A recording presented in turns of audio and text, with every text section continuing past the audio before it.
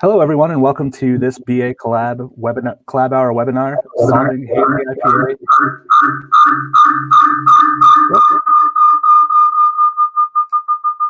Hold up, folks. Sorry about that. Welcome to today's BA Collab Hour webinar, Solving Hazy IPA, Premature Settling, and Eliminating Hop Creep with a Single Solution. My name is Joe Damgard with the sponsorship team here at the Brewers Association. Before we all get started, just a few logistical things I'd like to go over with you. First of all attendees have automatically been placed on mute to eliminate any background noise during the event, but you can always ask any questions that you have by submitting them through the Ask a Question feature at the box at the bottom of the screen. We'll get to as many of those questions as we can at the end of this presentation. Also, if you see a question that's already been asked and you'd like to hear the answer to that as well, rather than repeating the question, just vote it up using the up arrow on the side of the question box. The most popular questions will float to the top, and we'll get to those first in the Q&A. You can also make any comments throughout the event with the chat feature on the right-hand side of your screen, but please do keep in mind that only questions asked in the official Ask a Question feature will be addressed at the end of the presentation. If you have any connectivity issues during the seminar, or you notice that your video is lagging, there are a few things that you can try. First, a quick refresh. Refreshing usually corrects most issues in Crowdcast. If that doesn't work, try clicking pause on your video player, waiting a second, and then hitting play. If neither of those options work, you can try lowering your video resolution by hovering your mouse over the video player and clicking the gear icon in the bottom right. From there, you can lower the resolution to 720 or 360p. Finally, as a worst-case scenario, you can try putting your video into compatibility mode. To do so, click the link at the bottom left underneath the live stream that says Get Audio Video Help. You'll be prompted with some information about compatibility mode and how to activate it. Last but not least, we're recording today's event, and the recording will be available at this very same link shortly after we wrap up the live broadcast. If you'd like to download today's presentation slides, you can do so with the green button at the bottom of your screen. That's about all I have for today. I'd like to hit it off to our first speaker, Tom Britt, CEO of Glacier Hops Ranch. Go ahead, Tom, take it away. Thanks, Joe, and hello, everybody. Thanks, Joe, and hello, everybody. Thanks, Joe, and hello, everybody. Thanks, Joe, and hello, everybody. Hey, Tom, it sounds like you might have this open in two different instances on your screen. Is that possible? Get an echo. Yeah, quite an echo. Quite an echo. Let's see. How's That's that? better. There we go. You're right. Okay, let's try that again. Well, hello, everybody, and thanks for taking the time out of your busy day on the brew floor. And we're thrilled to share these findings on solving the 1-2 problem of premature settling of turbidity in your hazy IPAs and eliminating hop creep, all with a single solution. Today's presenters. Let's start with Michael. Michael Flemons, the VP of Technical Business Development for Source Technology. Michael, tell us a bit about Source and tell us a bit about yourself. Sure. Source as a company was founded a number of years ago. We are essentially a provider of functional ingredients into an emulsified form. So if there's a material of interest that someone wants to add to a food or beverage product and they're having compatibility issues or sensory issues, Source deploys a number of different formulations and processes to, in this case, convert hop oil or steam distilled hop oil into a water emulsified format for the direct inclusion in the bright tank or any other route of entry. Source also works in cannabinoids, CHC, to CBD adaptogens like ashwagandha, moringa, and other things like that. My background is spent 25 plus years in the FDA regulated markets, whether they're pharmaceutical, medical device, foods, and veterinary foods and feeds. Everything is based on a customer safety, consumer safety, first and foremost. Well, that's great. Thanks, Michael. My name's Tom Britt. I'm the CEO of Glacier Hops Ranch. We started with the original iteration of a steam distilled fresh hop product called Hops Oil back in 2016. We've seen an awful lot of development since those early days. but we're also a global hop broker dealer, and we've exported either processed hops or hop soil to at least 47 countries at our last count. I want to remind everybody that down on the bottom of your screen, there's a place down there to ask questions when you think of them, and they'll be posed to us at the end. Please don't be shy. I know you're really not shy. So let's start with problem number one, hazy IPA. My hazy IPA settles. We've heard that an awful lot. The premature settling of the haziness in it, there's some irony here in that that I'm sure isn't lost on any of you. The whole issue of haziness used to be undesirable. Brewing clear beer is likely how you were probably taught how to brew beer. Today they're trending, and most everyone here either has one or is looking to add one. Something that is kind of an interesting factoid that we picked up is that at the Great American Beer Festival, hazy IPA entries overtook American IPAs this year. I thought that was kind of interesting. Why should you do a hazy IPA? I don't think it really matters why. They sell. Some say the consumer perceptions that there's more hop flavor in an unfiltered IPA. Bottom line, they sell. So the haze can be caused multiple ways. We're not going to be getting into that. We're here to talk about the interrelated problems. Problem number one, the premature settling of that desirable haze. And problem two, the shelf life constraints caused by both the turbidity and the aroma and flavor. So let's talk about how long you keep your turbidity in your hazy IPAs. Is it 90 days, 120 days, longer? Have you ever had something like this or ever seen something like this? What if we told you that you can create a hazy IPA where the haze can be stable for a year or more? Turbidity that stays in suspension. What we really want to share with you is the science of the turbidity that stays in suspension due to the emulsification process that Michael will be talking about, allowing the particulates that surround the aromatic oils to keep them in suspension. It's not that it won't settle, it's that it cannot settle.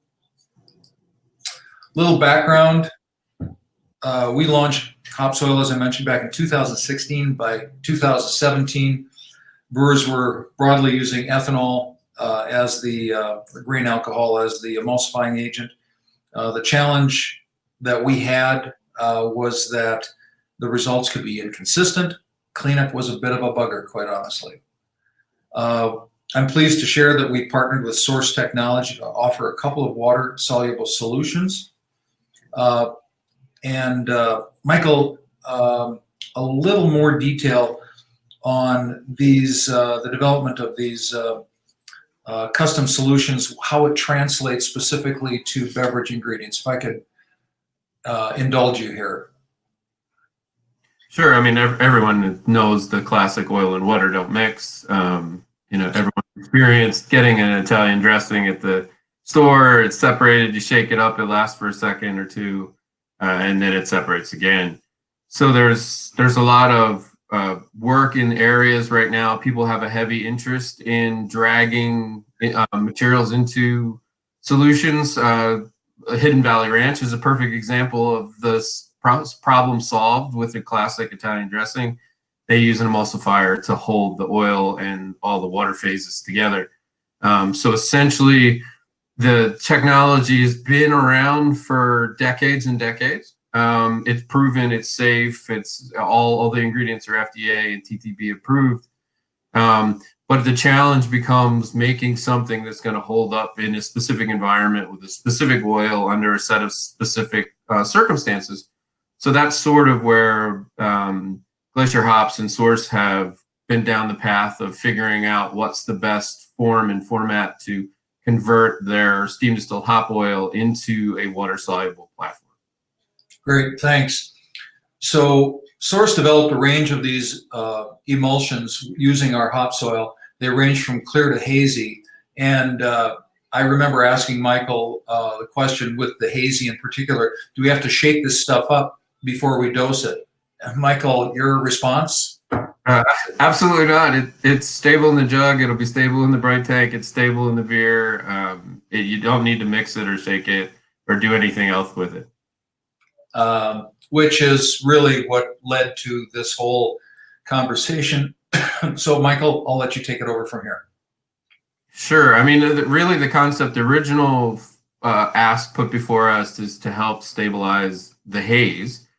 And normally that can be accomplished a number of different ways, but then we thought the best benefit would be actually create the haze with a specific hop oil. So we've been using Tom's Glacier Hop Assurance's hop oils to create particles. Essentially, this haze is just a simple interaction of light with the materials in the beer. You get refraction and refraction of the light. As the light hits the little particles, just like a foggy morning or rainy night, all the light is obscured, and that's exactly what you're trying to do in the beer. Normally, a number of different mechanisms, whether you're trying to aggregate protein particles or put something else in it. But that's essentially what you're doing, is creating this change in the light pattern. This really helps describe it. It's kind of a cool slide where you can see there's one sphere that's been intersected with wavelengths of light. And this is a two-dimensional depiction of what the light waves can do. They can be refracted around the edge. They can be absorbed by the particle. They can be reflected back. Now, if you could skewer that two-dimensional platform and spin it 360, you'd have a full picture of what essentially is happening when the light is interacting with the particles.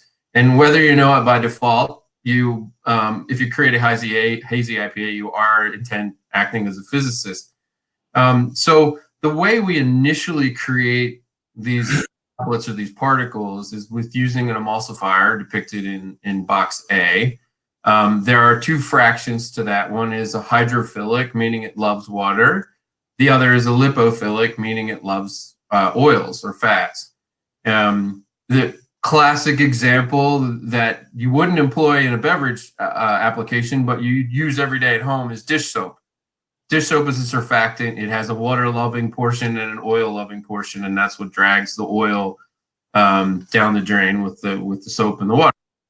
So essentially what we do is we incorporate those together, and then through a number of different processes create these micellular structures. In 3D, I always depict them as M&Ms. So the oil of interest is the chocolate, and the magic periphery that we put on is the candy coating shell. But it's not a solid shell. It's microporous. So what happens is the terpenes and the aromatics of the hop oils will slowly elute through that porous membrane and flavor the beer. You can go to the next one, Tom. And some of the ways we control the haze and the amount of haze and the degree of turbidity and obscuration of light is through two mechanisms. The primary control is through the size of the droplets. So we can control the size of the droplets down to a couple tenths of a micron. The other way you do it is to use a dosage. So you can get the same obscuration of light with larger droplets, smaller concentration of larger droplets, or a larger concentration of smaller droplets.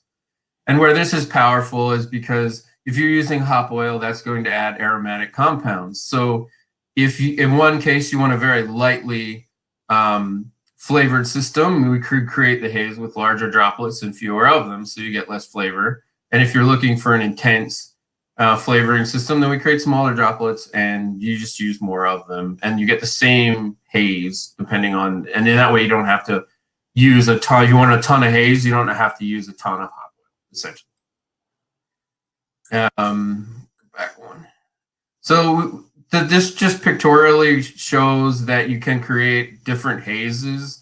We have two primary, in this case, we have two primary formulas using the same oil systems. They're processed differently, And then based on the particle size and the total concentration, you can walk the gamut of very, very hazy to almost water clear. And people are always asked this, the problem we're attempting to solve is like, I want that stability in my haze. In our THC world, this is the #1 selling infused THC beverage in Washington State. It's called Happy Apple. We just show this, for example. It's not the oldest beverage that we have, but it's the oldest one I have in my possession currently. But you can see the manufacturing date on this bottle was February of 2019. And the haze is still very persistent. You don't have any creaming or sedimentation. And this bottle, I've seen bottles that are almost 4 years old, that the haze does persist. And we check that through a couple of different mechanisms. One is a piece of analytical equipment called TurboScan. And we'll go through that in a little bit more detail. And then obviously we track the particle size. So we build a very, very consistent particle size. And then we track that stability over time.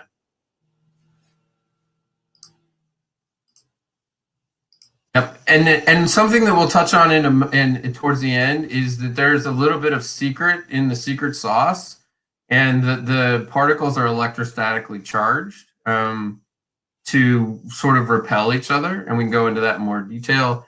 And then as part of this, what we do on any platform like this is do a ton of accelerated aging studies so that we can show you that we do get real life shelf stability. According to the FDA, which is what we use, if you're going to put a 12-month shelf life on something, it has to be 1.5x. So we test it out to 18 months and then give it a 12-month. For this particular product, the products we've been manufacturing with Glacier hops, you have a 12-month shelf life on the emulsified hop oil. And then once you add it to beer, you get an additional 12 months of shelf stability. So when we talk about the TurboScan, it's essentially a haze meter in very basic terms. You're shooting light through a concentrated vial of the material, and then you're measuring the amount of light that gets reflected back or refracted the transmission wavelength. And the light source is rastered from the top to the bottom. So you're surveying the contents, the entire contents of the vial. That same vial is tested on day 1. It's tested on a day 120, 180. The same exact material is tested, and the data sets are overlaid. Now, the only confusing thing about this, you can go to the next one, Tom, is for some reason, the data shows the vial on its side. And I have no idea why they did it this way, but it is this way. But you'll see two curves. One will represent the curvature at the bottom of the vial or the bottom of the beer bottle, and then the other curve is the meniscus in the neck or at the top of the vial. And then those measurements are just the same vial is tested over and over and overlaid. So if you can go to the next one, Tom. So this is what we would expect to see for something that's stable, and this is how we can assist in helping people determine stability of their haze or their product itself, is that we'll measure the vial over time. Each one of those lines to the right is a curve for how many days, months, years, hours that has gone into the testing. And this is what we want to see, that every time we test it, it just overlays right on top of each other. And that would be representative of a good sample. Go to the next one. So this would be in the case if your haze is separating or your oils are blooming, you're going to see less intense light at the bottom of the vial because materials or particles are starting to rise. And you're seeing an increase in absorption at the top of the vial because all the particles are starting to aggregate and concentrate up top. And the next example, we'll see one, and this is an example of a particular lot that we've manufactured in March of 2019. There's literally hundreds and hundreds of data sets laid on top of each other. So this is what we want to see, and based on our accelerated aging with the Glacier house materials, we anticipate seeing something like this.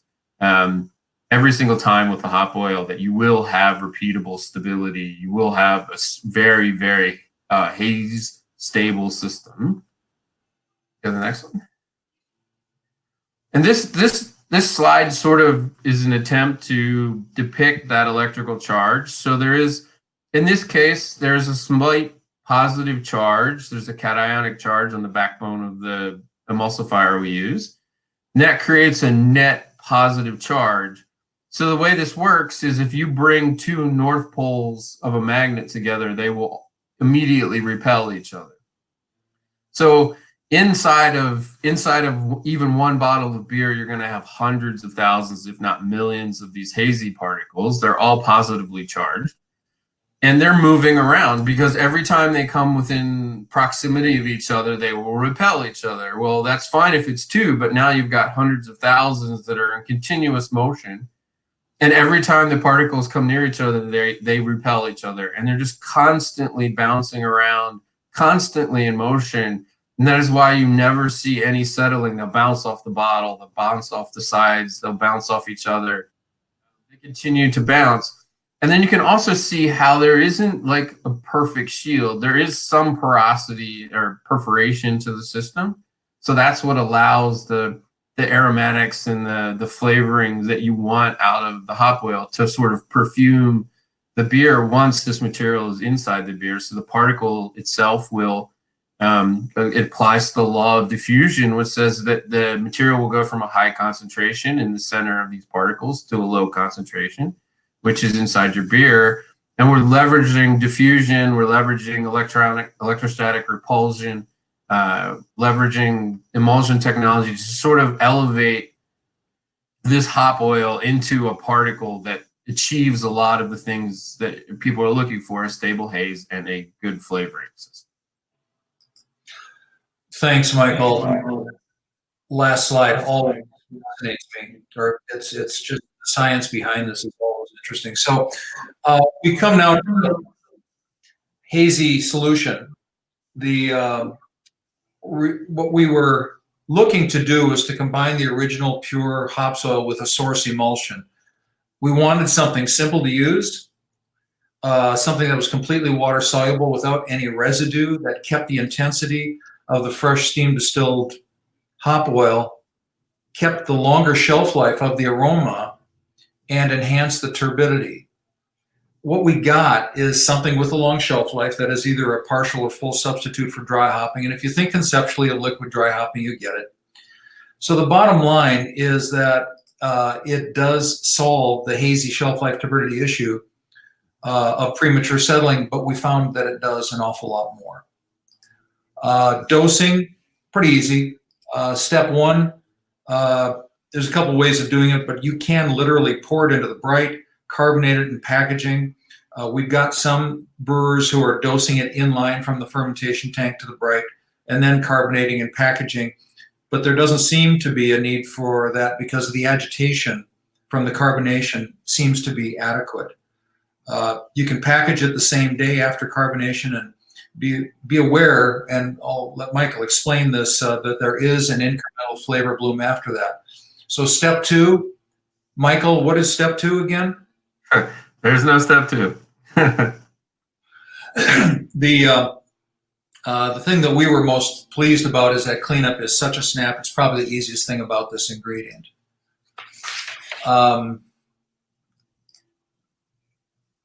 Let's see, there we go. All right. So let's go to problem two, hop creep and hop burn, brief call out to hop burn, that burnt sensory impact that sometimes you get with a juicy, hazy New England style that uses copious amounts of hops. So let's quickly recap the problems that you already know about that were summarized in both the article and the Brewers Association brief that Shellhammer and Stockholm produced last year. So it's caused by dry hopping. We know that. It's exacerbated by large volumes of hops. It's effectively a slow secondary fermentation. It's called hop creep. Been around forever. The consequences, you all know that. Beer can be out of spec, formation of undesirable diacetyl or unpredictable spikes from batch to batch, dissolved oxygen, extended cellaring time that can mess up your schedule, of course, hop burn. You don't have to be, I'm sure, reminded of potential packaging problems, overpressurization. There we go. Overpressurization, container failures, gushers. It's really problematic for juicy and hazy IPAs. A product recall can be pretty damaging to your brand. These are all the things we want to help you avoid. So adding injury to loss, or adding insult to injury, excuse me, is the yield loss. It's known the more hops you use, the more beer you lose. It's kind of the elephant in the room. So we're hearing from brewers that about 1.5 pounds per barrel hopping rate can lead to an actual 7.5 to 10% yield loss. It really depends on your equipment. And if you think about it, if you could recapture all of that loss, all of that beer, that's a lot of extra beer to sell and a lot of improvement to your bottom line. But the irony sitting in my chair is that the yield loss on these styles is hugely problematic and it's costly, but it's accepted as a way of cost of doing business. And really, it doesn't have to be that way. So back to the hop creep issue, Shellhammer and Stockholm did really an excellent technical brief. They suggested multiple methods to mitigate. So just to go through those, use CO2 extracts, cryo pellets, T45 pellets, a shorter duration of dry hop, colder dry hopping temperatures, lower hop load. That's like, yeah, right, when we're doing a 3.5 to 4 barrels per pound. It doesn't work, but it is a way to mitigate it. Low yeast load, filtration, and pasteurization. Those are the 8 ones that were specifically referenced. They also added multiple caveats in the brief to what can and cannot be expected. So this is taken right out of the brief, appears to be more associated with the hop's green matter, the biomass, can be slowed down but not stopped completely. Thus, package overpressurization is still a possibility. Diacetyl spikes can be reduced but not eliminated by using enzymes. Pasteurization will stop hop creep outright and guarantee shelf stability. Not everybody pasteurizes in this country. Live with the hop. Try to speed it along, thereby shortening the duration of its effects. Those are all caveats to the discussion. All very good and very helpful. But some of the specific findings that I want to call out here. As the hazy, juicy IPA grow in popularity, dry hop loads are increasing as well. And there's evidence that the severity of hop creep increases with the mass of hops added. Hazy beers that have high hop loads are unfiltered and may rely on powdery yeast to contribute to haze and can be especially susceptible to hop creep. Hop form appears to have an effect, as removing the vegetative matter can reduce the enzymatic power. Enzymes mostly appear to be associated with the hop's green matter. Hop extracts do not contribute to hop creep. So the interpretation that we get from this is that if you can remove the biomass, you can eliminate hop creep.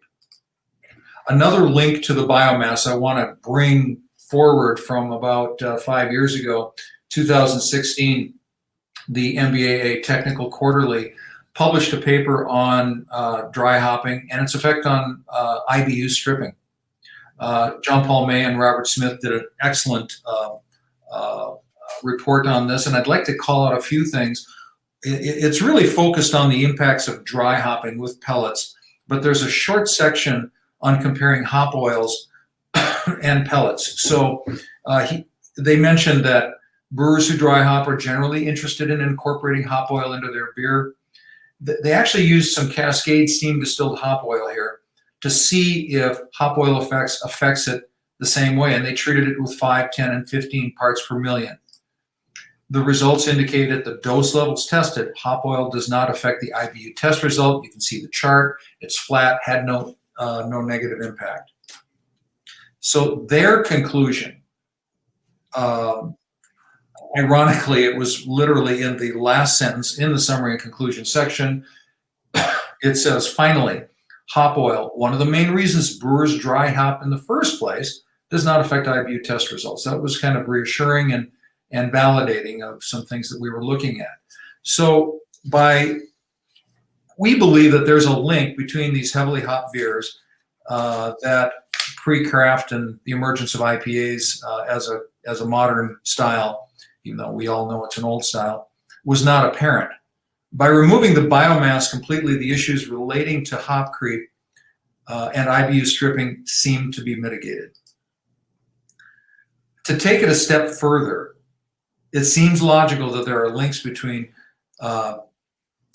hazy, juicy New England styles and their increasing popularity. Those problems are not going away. Let's go back here. There we go. Those problems are not going away. Challenges with maintaining consistent turbidity in the beer. The shelf life of not only the haziness, but the shelf life of the hop forward aroma that commonly falls off a cliff at 90, 120, 60 days, whatever, somewhere in that range, depending on who's calling it out. The heavy hop forward load of all these popular styles. The hop creep that seems to be attributed to the heavily hop biomass. And this other issue of IBU stripping, again related to green biomass. They seem to be all linked. So to wrap, we know that hop soil hazy solves the hazy IPA issues, and we know that hop soil in all formats does not cause hop creep. So we think that hop soil hazy is probably worth evaluating, taking a look at for your brewery if either of these two issues have been a challenge or a concern for you. So I want to thank everybody for your attention. We've got time to answer questions, and both Michael and I will try to the best of our ability to answer whatever questions you've got coming up. So Joe, I don't know, I'm not seeing any questions yet. Yeah, thanks, Tom and Michael. It looks like we have one question came in from Alyssa. She wants to know, how does pH and temperature affect the products during fermentation? Michael, you want to take that? Sure. Yeah, I think so. We typically see most folks that are interested in adding the emulsion post fermentation in the bright tanks or on their way to the bright tanks. We do have a few folks that are looking at addition of the emulsion at EOF, but the material itself is fairly stable across the typical temperature ranges that we would see. And pH ranges, the material is essentially stable from 1.5 up through about 8.5 pH. So most people will find that that's an acceptable temperature range for them. Sounds good. I should also add, one of the questions that came up in Brazil was whether the oil, whether this pure distilled hop oil would survive pasteurization. And the answer is absolutely yes, just as related to that. See, we got some other questions here. Yep, we got a few more coming in here, Tom. The next one was, how does this product help reduce precipitation from protein polyphenol aggregation? Does the increased repulsive nature of the emulsified oils help distance the two factors and reduce the aggregation rate? Michael? Yeah, it's really intended to it replaced like all the traditional materials that are in there. So if you had residuals, terpene or protein, it doesn't tend to aggregate those. It does help to keep them suspended. If you have materials that are already in there, if you have some residual hop material, if you have some residual proteins, those may still precipitate to some degree, because the material is really not intended to prevent precipitation of proteins. It's really intended to present any sort of settling or aggregation or creaming of the hop oil itself. But it will have some benefit in as you have continuous motion within the, it's like mini mixing. Whether or not that mixing is essentially going to be strong enough to prevent protein settling over a year, it's hard to say, and each system tends to be a little bit different. So it's on a case by case evaluation, but I would say you're predominantly probably going to be okay. I'm seeing a couple of other questions, Joe, that are popping up on the text screen. that I can take here. Generally speaking, I see both Jeremy and Eric ask the same question. Generally speaking, what's the usage ratio compared to T90? So I'm going to start with the pure oil, and it really depends on the variety, the intensity of the variety. There are some rule of thumb guidelines, and it depends on the rest of the recipe. Every recipe is unto itself. But if we're talking pure oil, usually about I'm going to say 4.5 to 5.5 milliliters of pure oil per barrel seems to equate to about 1.25 up to 1.5 pounds per barrel. But there's a fine range in this where it's almost not detectable to where you can get way over the top too quickly.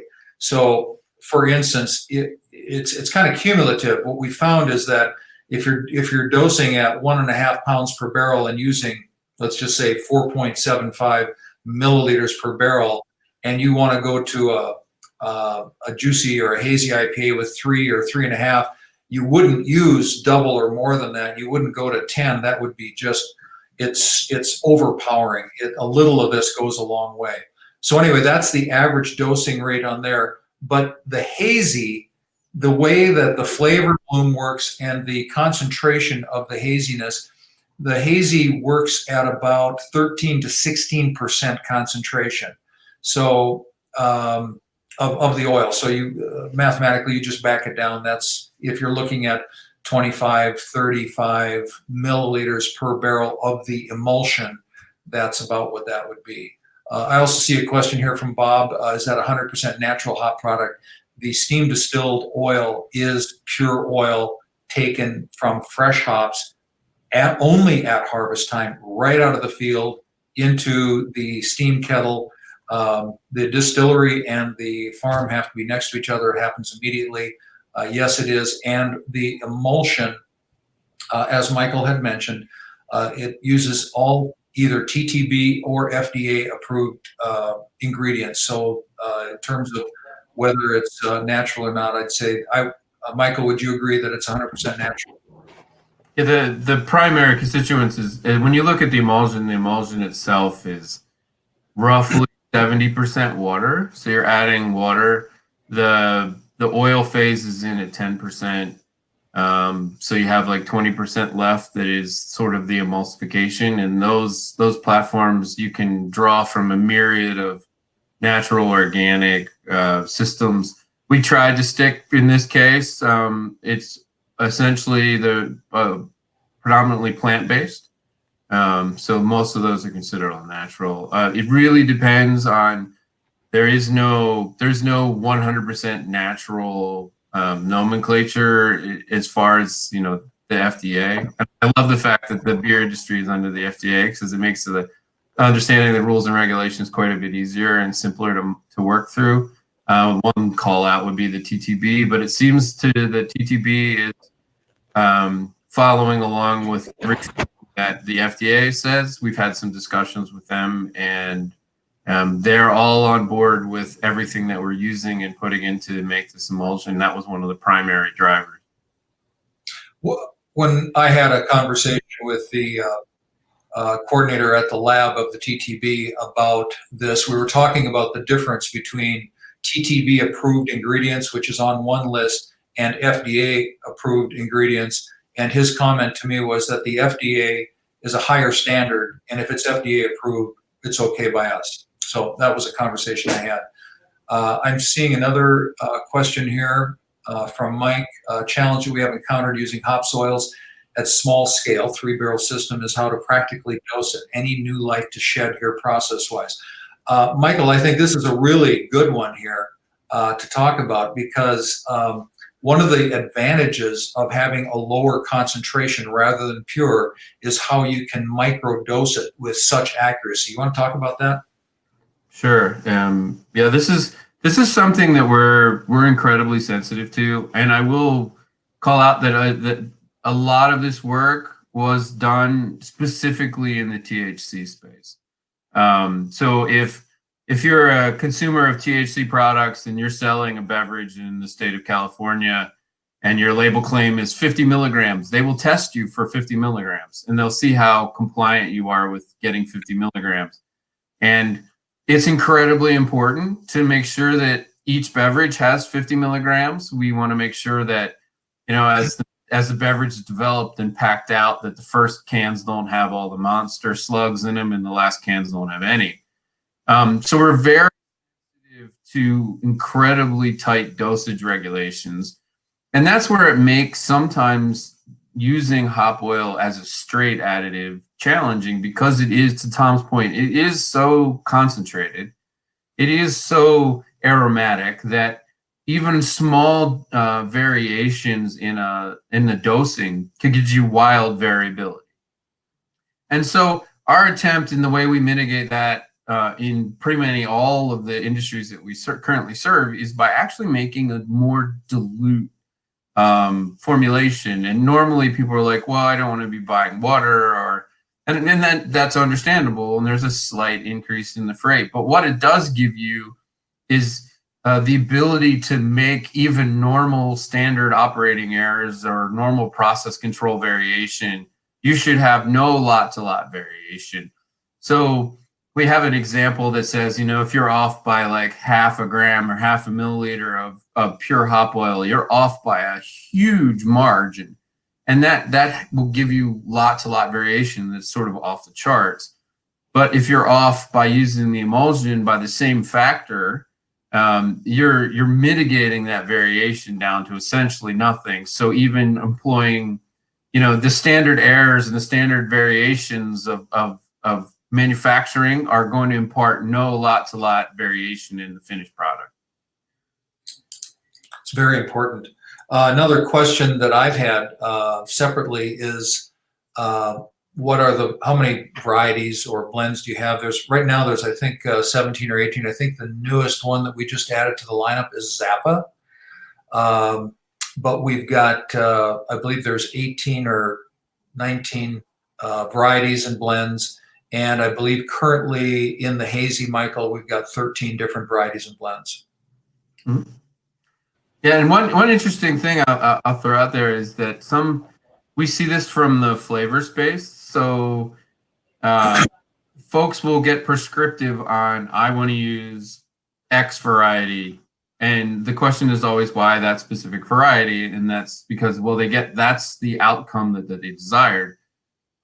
But you can still get there. So even if you have variety X and that gives you a certain flavor profile, because of the mechanism by which we're extracting all the aromatics, or Tom's group is extracting all the aromatics, and then we're able to bloom them and control them, we can actually get someone exactly the same flavor profile by combining a couple of varieties that are easier to get or sometimes cheaper, but you might get the exact same flavor through a combination of different hops using this technique, because what we can do is go back and flavor match and do the terpene analysis and say, this particular varietal gives you this breakout in terpenes. If you want that specific breakout of terpenes, we can get there through using that single variety or a combination of different varieties. So it's sort of, think of them as Legos. You can build as much or as little as you want. That's a really good point, Michael. I should also mention from some of the experiences that we've had is that this stuff blends really, really easily, blends really well. And by creating these blends, not any of our off-the-shelf blends, if you're doing R&D and you want to create a hop aroma that is unique to your new beer that you're rolling out, and it's not you're looking for a flavor blend that can't be easily replicated by anybody else. You're looking to be differentiated, unique out there. You can create a blend of multiple varieties or other blends and be totally unique, and it basically becomes proprietary to yourself. So that's an interesting differentiation thing that we've seen people doing. It's pretty easy to do. Michael, I see another one here, a question from Gordon. This is going to be, I think, for you. What is the duration of your protocol for measuring the haze stability using the turboscan. What analysis time is required to obtain reliable stability, shelf life predictions in your experience? Based on previous work that we can do, we can leverage formulations and process conditions across the map. So what's really nice is the technology is sort of an agnostic to the material that we're trying to encapsulate. So for instance, if we have predicate history and stability data on, let's just call it, olive oil inside a specific formulation, we know that if we transition that to a hemp seed oil or a hop oil, that we get relatively the same stability. Now we still test it, and in some cases we get a little bit longer shelf life. In some cases we get a small decrease in shelf life. It may move from 18 or 19 months down to 17 months, from 18, 19 months to 20 to 21 months. But we know pretty much out of the gate that as long as we're leveraging the same set of ingredients, we're using the same processing conditions, it will behave the same. And so that helps us initially set up our accelerated aging testing, and then we can drive to finished data and extrapolate and interpolate the data sets based on our historical data and what we're seeing out of accelerated aging. Great, thank you. Joe, I see one above that. Comment from or question from Dana Johnson. So no labeling requirement using hop soil hazy. The TTB considers it to be a hop extract. End of story. The emulsification agents, because they're FDA approved and or TTB approved ingredients, they just consider it to be hop. They just consider it to be a hop extract. So no, according to them, what they've told us.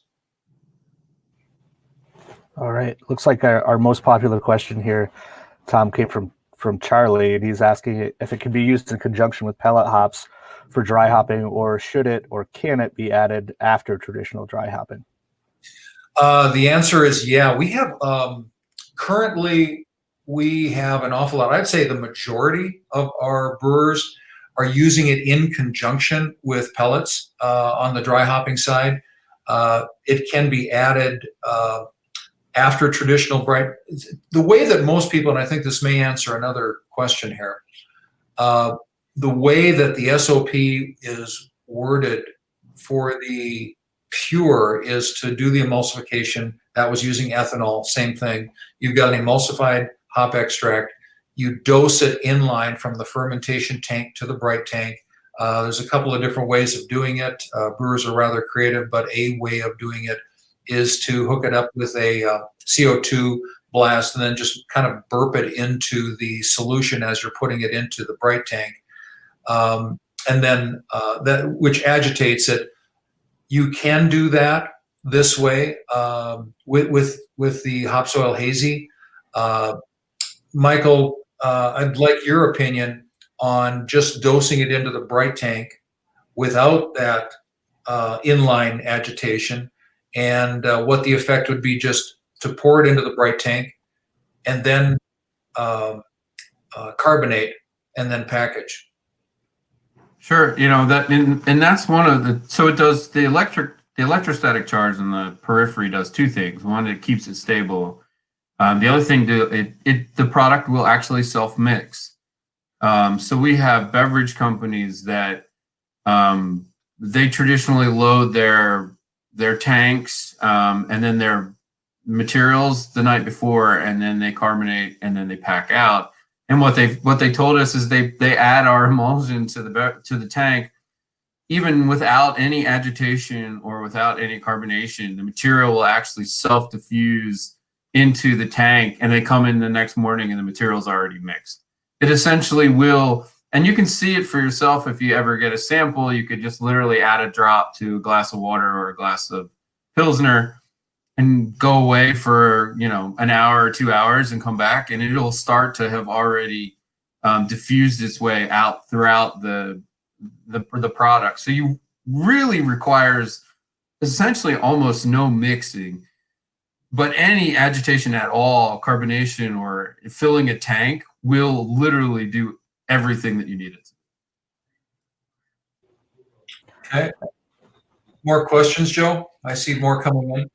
Yeah, Ethan, you might have already addressed part of this, but Ethan asked about a price list, if you could direct him to that, and how much hops oil hazy per barrel. Yeah, I think I addressed part of that. Probably in the 25 to 35 mil range, but it really depends on what your dosing rate of pellets is going to be. And that's because the emulsification is effectively like a 13 to 16% concentration of pure oil. So if you back it down from there, and it just depends on if you're doing like a 3 pounds per barrel dosing rate right now. How heavy do you want to add to it? So I would, one thing that we've always advocated is for people to experiment first. Start small. Dose a corny keg, the smallest keg you've got. Start in a pint glass. And get, first of all, what you want to do is you want to get your flavor profile with that beer and the varieties that you're wanting to test. And then you can go dosing rate larger and or smaller, depending on what you want to do there. Start small, then go to the next size. I always advocate going to the smallest size keg when you're doing it in, like at the tap, before going into production. Another thing that's very, very important, and this really impacts R&D, it's not necessary. I want to underscore this. It is not necessary to brew an entire new batch of beer and then dose this at the end to see what impact it will have. The best and fastest thing you can do is to take an existing beer, any existing beer, start playing with it and seeing what you get, and do bench tests and see what you've got with existing beers. You will be amazed at how a little of this stuff really changes the sensory impact of any beer. Excellent. Thanks, Tom. Our next one comes in from Tanya. She wants to know if there's any effect on head retention. We have not seen that, any effect on head retention whatsoever since the very beginning. I can tell you that it will actually slightly help head retention. Help head retention. Yep. Excellent. Our next question, what type of dosing technique do you suggest, and what sort of agitation? You might have already touched on this, but. Yeah, we kind of have touched on that. That's all right. Just to be clear, the two ways of doing it, probably overkill is inline from the fermentation tank to the bright. And the way that is gaining popularity is, like we originally mentioned, is pour it into the bright tank, agitate with carbonization, and then that's all you really need. I would try it both ways. All right. Next one. Do you know if yeast attenuation plays a role in haze stability? Does the amount of unfermentable sugars play a role?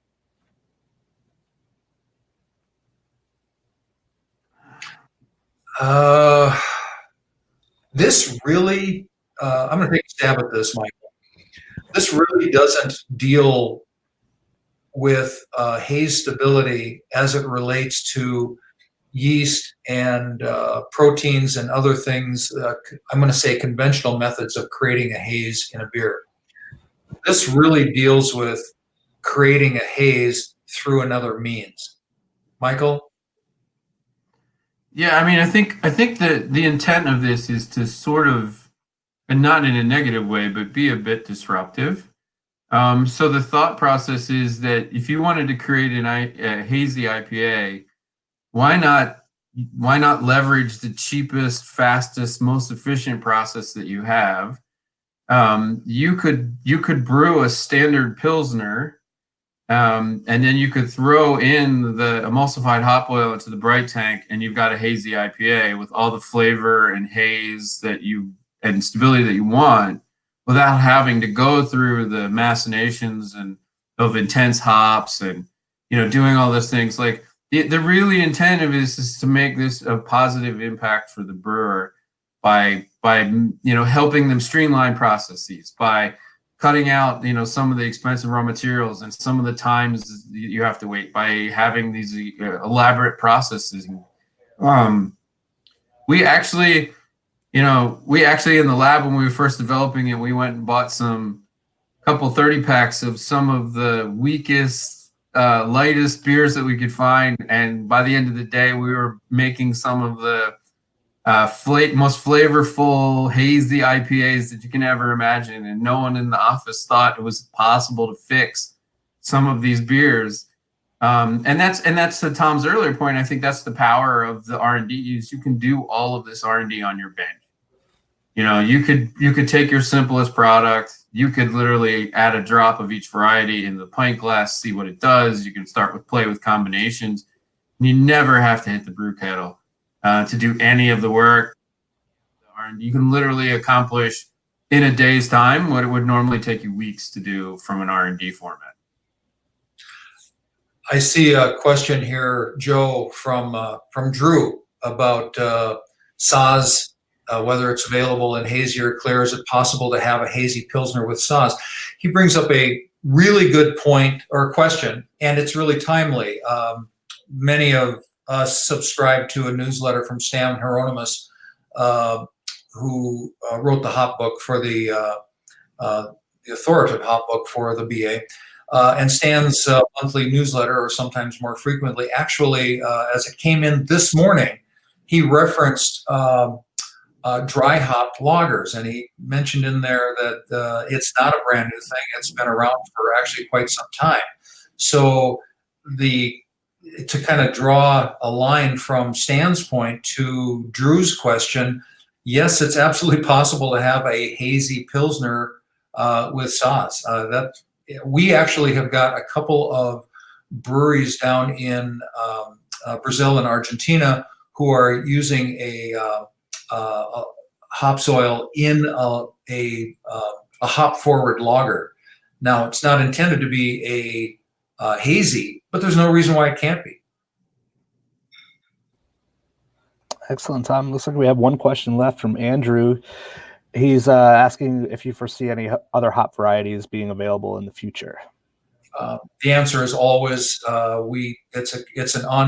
think we started in 2016 with 2 different varieties. We're up to 18 or 19 varieties and blends right now. So I can think of a couple of new ones that we're looking at increasing acreage production of to be able to get some into oil for next year. So the answer is yes. Excellent. That's the last question as of right now, but we'll give it another minute. I just wanted to remind everyone before we wrap up today that we did record this presentation. It'll be available at this very same link after we wrap up the live broadcast. And again, you can download the PDF of today's presentation slides with that green button at the bottom of your screen. Tom, Michael, do you have anything else to add? One more closing comment, Joe. Here's a new question that came up from Jesse. Do all hop soils come as emulsified compounds? Are there separate products? There are 4 different formats today. There's the pure, and then there's the hazy, the clear, and then one called magic. They all have different applications. The hazy and the clear are the source technology that we're talking about today. But as far as samples, if somebody wants more technical information, costing worksheet would be very, very helpful. And more technical information, the email address is up there, or they can call our office and we can sure help. And we're here to help answer questions. We certainly don't want to pretend that we have all the answers, but we'll sure try to answer everything we can. Excellent. Well, I want to say a big thank you to Glacier Hop Farms for sponsoring today's presentation. Tom and Michael, great presentation today. Lots of fascinating information here. It looks like that is our last question. So unless you guys have anything to add here, we'll wrap it up there. Thanks everyone for tuning in today. Thank you, everybody.